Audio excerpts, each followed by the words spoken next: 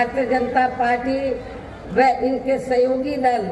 केंद्र एवं काफी राज्यों की भी सत्ता में काबिज हो गए हैं, लेकिन इनकी भी ज्यादातर रही जातिवादी, पूंजीवादी, संकीर्ण, सांप्रदायिक व द्वेषपूर्ण नीतियों एवं कार्य प्रणाली आदि से तथा इनकी कथनी व करनी में भी काफी अंतर होने की वजह से अब ऐसा लगता है कि इस बार ये पार्टी भी केंद्र की सत्ता में आसानी से वापस आने वाली नहीं है। भारतीय जनता पार्टी भी केंद्र की सत्ता में आसानी से वापस आने वाली नहीं है, बशर्ते यदि ये चुनाव इस बार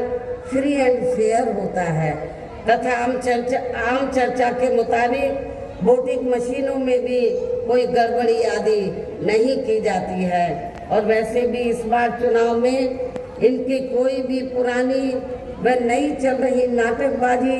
जुमलेबाजी व गारंटी आदि काम में आने वाली नहीं है, क्योंकि अब देश की जनता काफी हद तक इस बात को समझ चुकी है कि इनकी पार्टी ने अब तक देश के विशेषकर गरीबों, कमजोर तबकों, मध्यम वर्गीय एवं अन्य मेहनतकश लोगों को जो इन्हें अच्छे दिन दिखाने के असंख्य प्रलोभन भरे वायदे किए हैं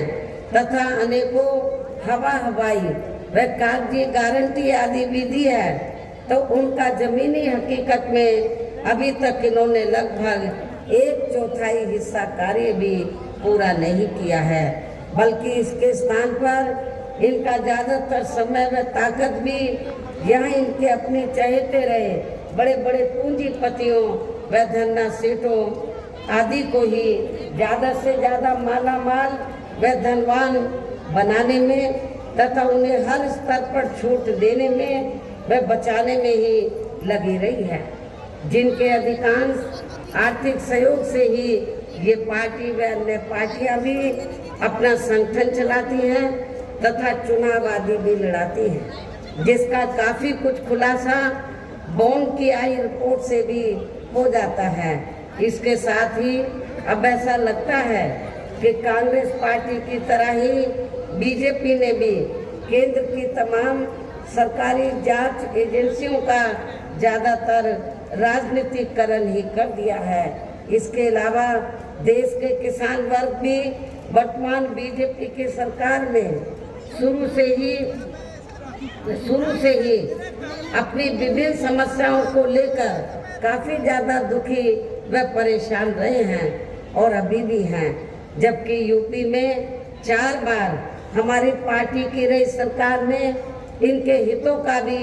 हर स्तर पर विशेष ध्यान रखा है। मैं अपने किसान भाइयों को ये कहना चाहती हूँ कि जब भी उत्तर प्रदेश में बीएसपी के नेतृत्व में सरकार बनी है, तो हमारी पार्टी की सरकार ने किसानों को खेती करने के लिए सस्ते दामों में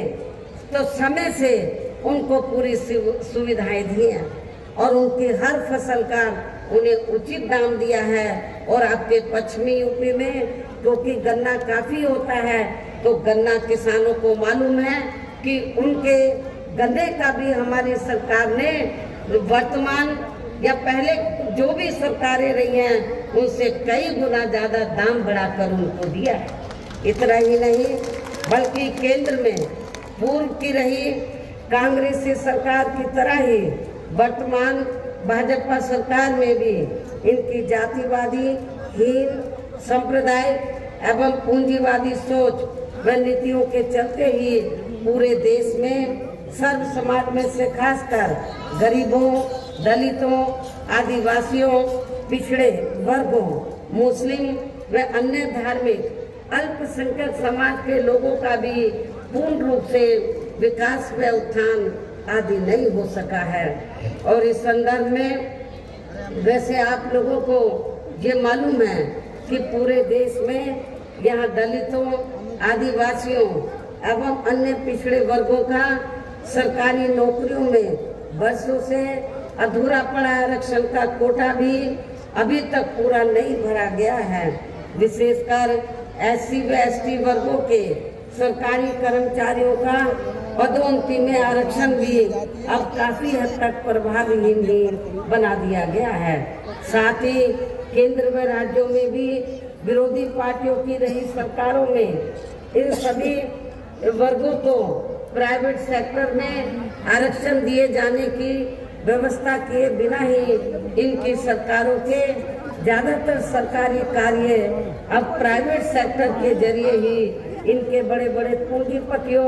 व धरना सेठों आदि को ही दिए जाने के कारण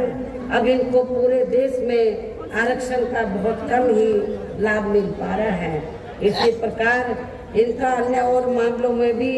शोषण में उत्पीड़न आदि होना अभी तक भी बंद नहीं हुआ है। इसके साथ साथ मुस्लिम व अन्य धार्मिक अल्पसंख्यक समाज के इस बार फ्री एंड फेयर होता है तथा आम चर्चा के मुताबिक वोटिंग मशीनों में भी कोई गड़बड़ी आदि नहीं की जाती है और वैसे भी इस बार चुनाव में इनकी कोई भी पुरानी व नई चल रही नाटकबाजी, जुमलेबाजी व गारंटी आदि काम में आने वाली नहीं है, क्योंकि अब देश की जनता काफी हद तक इस बात को समझ चुकी है कि इनकी पार्टी ने अब तक देश के विशेषकर गरीबों, कमजोर तबकों, मध्यम वर्गीय एवं अन्य मेहनतकश लोगों को जो इन्हें अच्छे दिन दिखाने के असंख्य प्रलोभन भरे वायदे किए हैं तथा अनेकों हवाई व कागजी गारंटी आदि भी दी है, तो उनका जमीनी हकीकत में अभी तक इन्होंने लगभग 1/4 हिस्सा कार्य भी पूरा नहीं किया है, बल्कि इसके स्थान पर इनका ज्यादातर समय व ताकत भी यहाँ इनके अपने चहेते रहे बड़े बड़े पूंजीपतियों व धरना सेठों आदि को ही ज्यादा से ज्यादा माला माल व धनवान बनाने में तथा उन्हें हर स्तर पर छूट देने में व बचाने में ही लगी रही है, जिनके अधिकांश आर्थिक सहयोग से ही ये पार्टी व अन्य पार्टियां भी अपना संगठन चलाती हैं तथा चुनाव आदि भी लड़ाती हैं, जिसका काफी कुछ खुलासा बॉन्ड की आई रिपोर्ट से भी हो जाता है। इसके साथ ही अब ऐसा लगता है कि कांग्रेस पार्टी की तरह ही बीजेपी ने भी केंद्र की तमाम सरकारी जांच एजेंसियों का ज्यादातर राजनीतिकरण ही कर दिया है। इसके अलावा देश के किसान वर्ग भी वर्तमान बीजेपी की सरकार में शुरू से ही अपनी विभिन्न समस्याओं को लेकर काफी ज्यादा दुखी व परेशान रहे हैं और अभी भी हैं, जबकि यूपी में 4 बार हमारी पार्टी की रही सरकार ने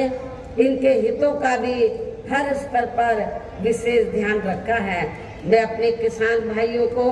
ये कहना चाहती हूँ कि जब भी उत्तर प्रदेश में बीएसपी के नेतृत्व में सरकार बनी है तो हमारी पार्टी की सरकार ने किसानों को खेती करने के लिए सस्ते दामों में तो समय से उनको पूरी सुविधाएं दी हैं और उनकी हर फसल का उन्हें उचित दाम दिया है। और आपके पश्चिमी यूपी में क्योंकि गन्ना काफी होता है तो गन्ना किसानों को मालूम है कि उनके गन्ने का भी हमारी सरकार ने वर्तमान या पहले जो भी सरकारें रही हैं उनसे कई गुना ज्यादा दाम बढ़ाकर उनको दिया है। इतना ही नहीं बल्कि केंद्र में पूर्व की रही कांग्रेसी सरकार की तरह ही वर्तमान भाजपा सरकार में भी इनकी जातिवादी, हीन, सांप्रदायिक एवं पूंजीवादी सोच व नीतियों के चलते ही पूरे देश में सर्व समाज में से खासकर गरीबों, दलितों, आदिवासियों, पिछड़े वर्गों, मुस्लिम व अन्य धार्मिक अल्पसंख्यक समाज के लोगों का भी पूर्ण रूप से विकास व उत्थान आदि नहीं हो सका है। और इस संदर्भ में वैसे आप लोगों को ये मालूम है कि पूरे देश में यहाँ दलितों, आदिवासियों एवं अन्य पिछड़े वर्गों का सरकारी नौकरियों में वर्षों से अधूरा पड़ा आरक्षण का कोटा भी अभी तक पूरा नहीं भरा गया है। विशेषकर SC व ST वर्गों के सरकारी कर्मचारियों का पदोन्नति में आरक्षण भी अब काफी हद तक प्रभावहीन ही बना दिया गया है। साथ ही केंद्र व राज्यों में भी विरोधी पार्टियों की रही सरकारों में इन सभी वर्गों को